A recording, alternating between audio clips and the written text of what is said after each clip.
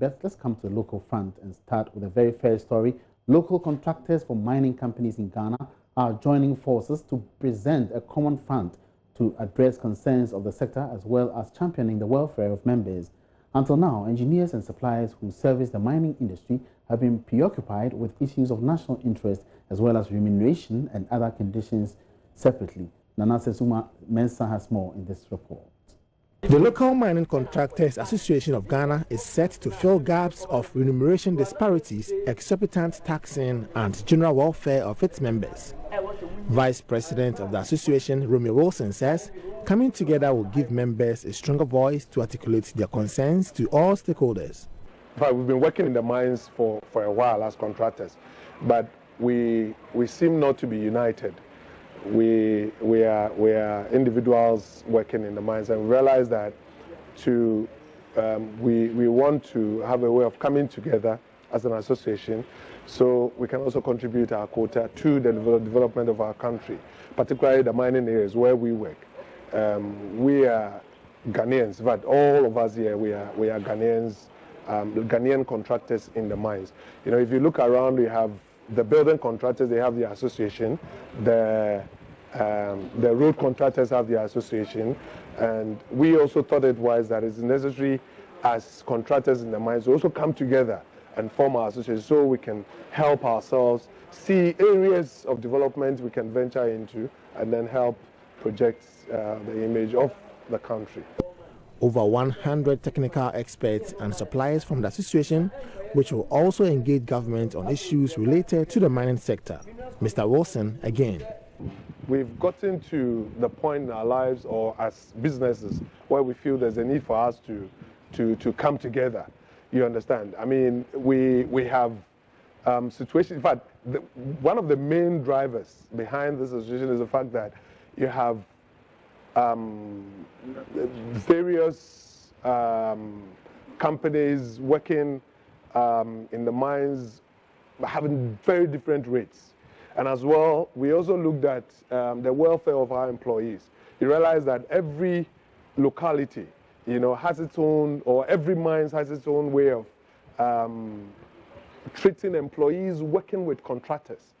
You understand? Working with contractors in the mines. And so one of the main drivers behind our association actually is to make sure that at least we leverage the conditions of service, particularly for our employees, and also to make sure that at least there is a standardized contractual rates, conditions of service running through, you know, the mines in Ghana. So we have members from Takwa, we have members from Obuasi, we have members from Kenyase, we have members from Chiran, we have members from Newmont, Achimbogoso. We have, in fact, virtually all the mining areas across the country. Every aspect of every area is covered. You know, we have members all over the place. Yeah. Nana Asensu Mensah reporting. Back in Accra, Parliament's Joint Finance and Trade Committee is recommending that the House approves an amendment to the Customs Bill that will ban importation of used vehicles that are more than 10 years old. The amendment will also ban importation of salvaged vehicles. Government says the move is part of incentives being offered vehicle manufacturers under the Ghana Automotive Manufacturing Development Program. The bill has been read for the second time on the floor ahead of consideration and passage. Let's first hear from the Trade Minister, Alan Chimantin. Because all cars naturally will have higher level of emissions. So if we have the opportunity to have an extensive discussion on this, you would realize that the cost-benefit analysis clearly supports the introduction of this figure. So, Mr. Speaker, everywhere that you have a thriving automotive industry, these benefits, these incentives are offered to be able to attract investors. And that is why we are talking about the restrictions on used cars that are overaged. That's why we are talking about the banning of salvage vehicles, and then also other incentives that are being provided. In bringing my remarks to a conclusion,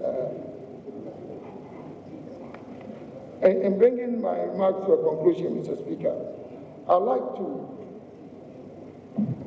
inform this August House that we've had extensive consultations and discussions with the industry, starting from 2019, when we started putting together this policy. And it is not only in Accra, we've traveled all over the country together with the industry players, the used vehicle dealers, leading these consultation exercises. So how then do we come all of a sudden to a situation where we seem to be suggesting that nobody knows about this policy? That consultation has gone on, it's been very extensive. And last but not the least, I would like to suggest to the honorable members that with the coming into force of the Continental Free Trade Area, Ghana has a major opportunity to become the next manufacturing hub and gateway for the production of vehicles to serve not only the ECOWAS market, but the entire African market. We ought not to be haunted by the fear of failure. I can understand why any change would create some anxiety. But if we want to diversify our economy, these are some of the sectors, some of the industries that will signal the development of our economy and transitioning it into probably sooner or later an upper middle income country. Information Minister Kojo Nkrumah has also been sharing his thoughts on the floor of the House in support of the bill. First is to ensure the approval by Cabinet of an automotive development policy for the Republic of Ghana. Mr. Speaker, that is critical because that is what actually spells out the broad framework for promoting the automotive industry here in Ghana. And it becomes the clear blueprint that any potential investor has an opportunity to examine and decide, gives him comfort that investing in Ghana's automotive industry will deliver value to them and to the Ghanaian economy. Unless, of course, my colleague on the other side is suggesting that that automotive development policy is what should be enacted in whole, in law, then our argument is that that policy, having been approved by Cabinet, having been advertised to the nation and to the international community, is sufficient for the purpose. Indeed, the Honourable Minister for Trade and Industry has suggested that in due course, as was made available at the committee level, that policy itself may be made available to Parliament. But it ought not necessarily be enacted into law as a piece of legislation. What needs to be enacted are the parts of that policy that have legal implications. And that is what the ministry responsible for finance has requested this House to enact as amendments to the customs bill. So, Mr. Speaker, what we seek to do is to amend the parts of the customs bill that require this amendment to give life to the policy that has been approved. Mr. Speaker, about 2 or 3 specific things that I want to very briefly speak to is the supposition, first of all, the supposition that second-hand vehicles are being banned in general. That is not correct.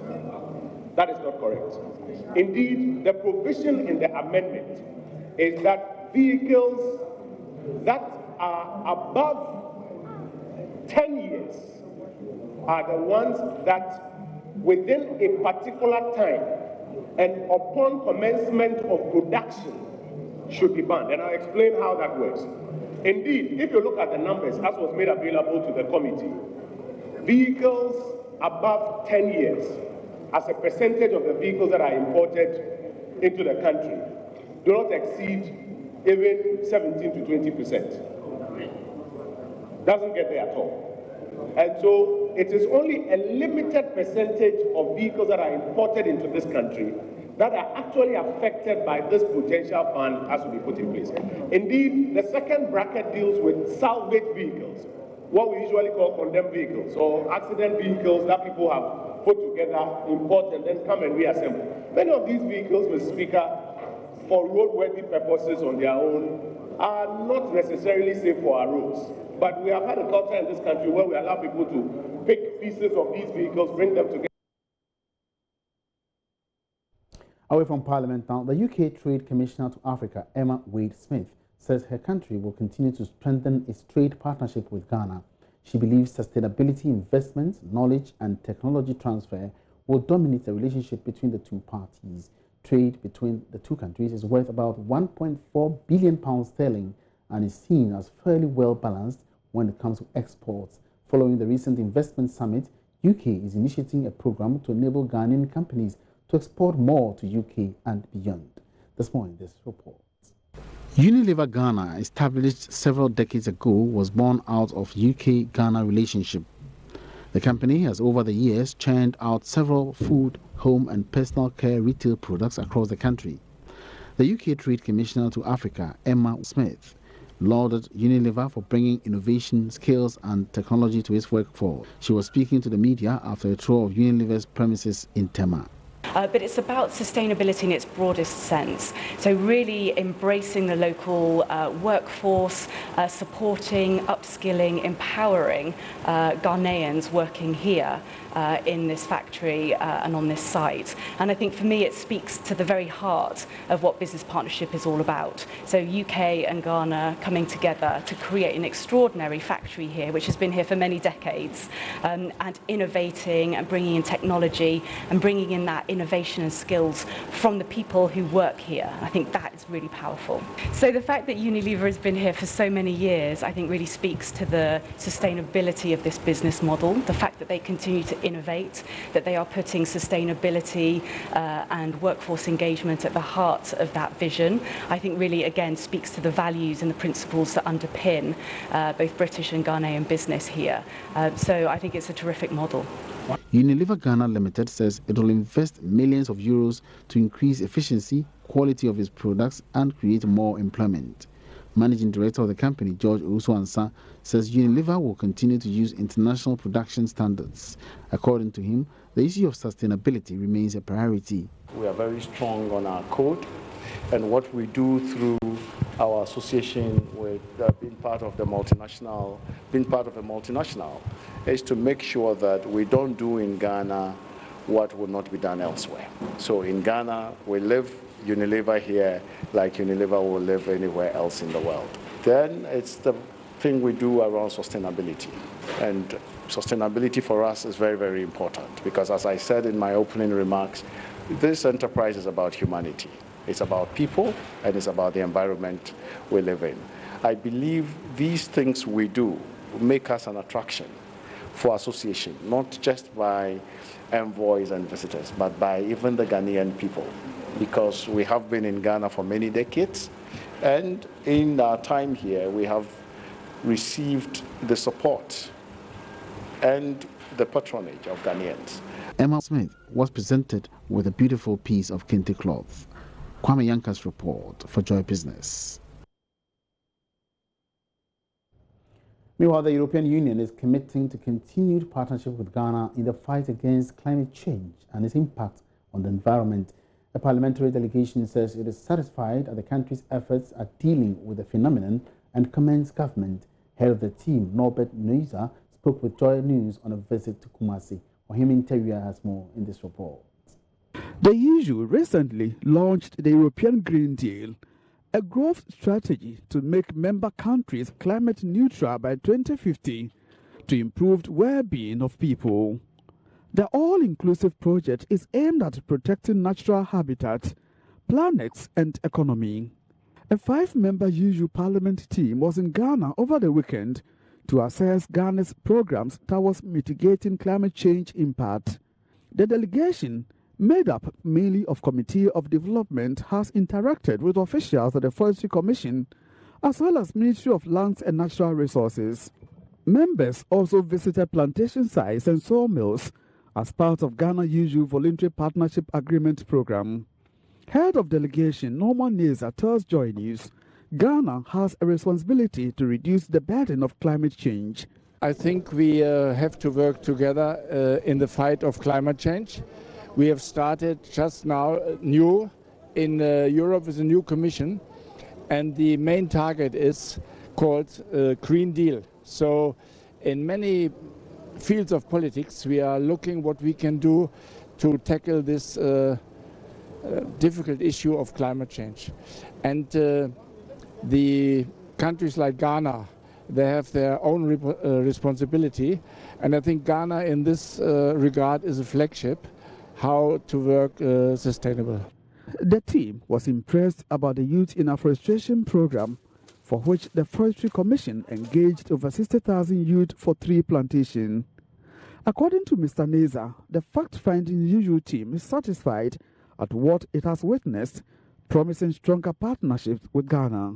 We did know about it, but it's always good to go on the ground and to see how it's really working. That was the reason we went today to the coca plantage and now to this timber factory. Ghana is doing a very good job. The government is committed to it, and we could really see results on the ground. So we want to work together, that we together can tackle climate change. And it's important that Ghana is one of the leading countries in Africa going on to manage it. From Kumasi for Joy News, I'm Interior reporting. Now, the Minister for Economy, Investment and Small Businesses in Malta, Silvio Shrembi, has affirmed his country's commitment to investing in Ghana's aviation industry as it looks to improving bilateral relations between the two nations. This was disclosed when the Maltese envoy attending the Ghana-Malta Business Forum in Accra visited the aviation minister, Kofi Adda. There's more in this report. According to the Maltese Minister for Economy, Investment and Small Business, who leads a trade mission to the country, they are here to explore business opportunities in various sectors of the economy. He noted the aviation sector as a potential area for investment.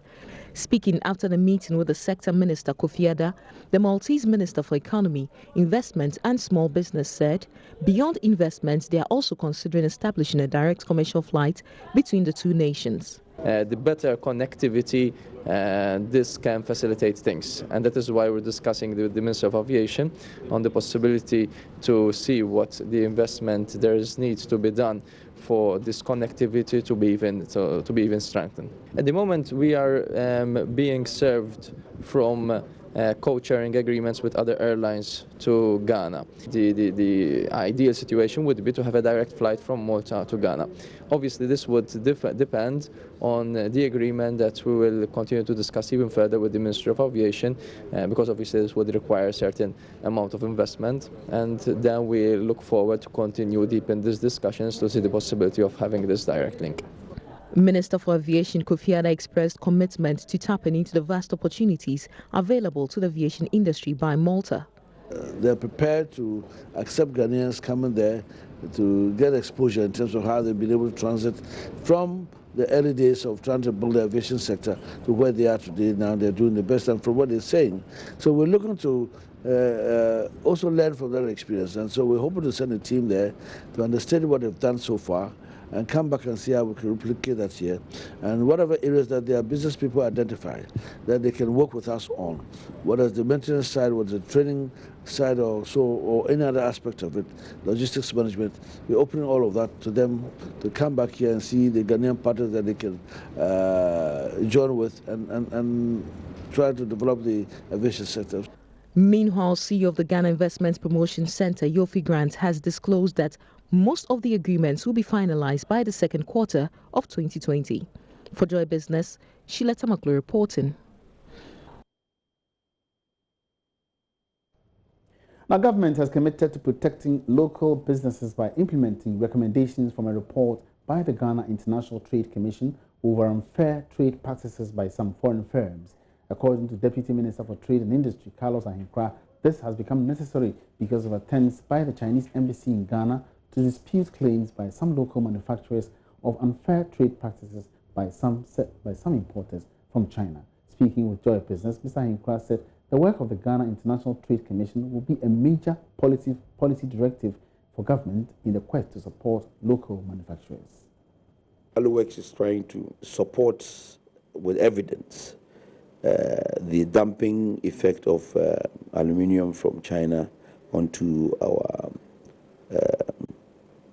markets, which is making them very uncompetitive. I wasn't there, but I hear it was quite impressive. Later on, I also had a call from the Chinese embassy, trying to explain why the presentation was not appropriate, because the materials that they provided to support the evidence was inadequate, and the information, some of the information was also not true. Well, I mean, according to them. So but I said, no. I mean, that is not for you to say. If you have any idea, that's why they invited them to come. So if they have anything to complain about, they should put it on paper. We'll attach it to the report that they bring to us as a ministry. My minister will take a decision, and we'll see if we have to go forward. All this has got to do with WTO. If we decide to go to the World Trade Organization with this information, then we have to go on a solid, hard rock foundation to ensure that we don't get thrown away. But that notwithstanding, I would say that the GITC has done very well. Within a very short span of time, they have managed to prove themselves so well. That was Business Live tonight. Many thanks for watching. My name is Emmanuel Abuaji. For more business news, log on to myjoyonline.com/business. Have a good evening.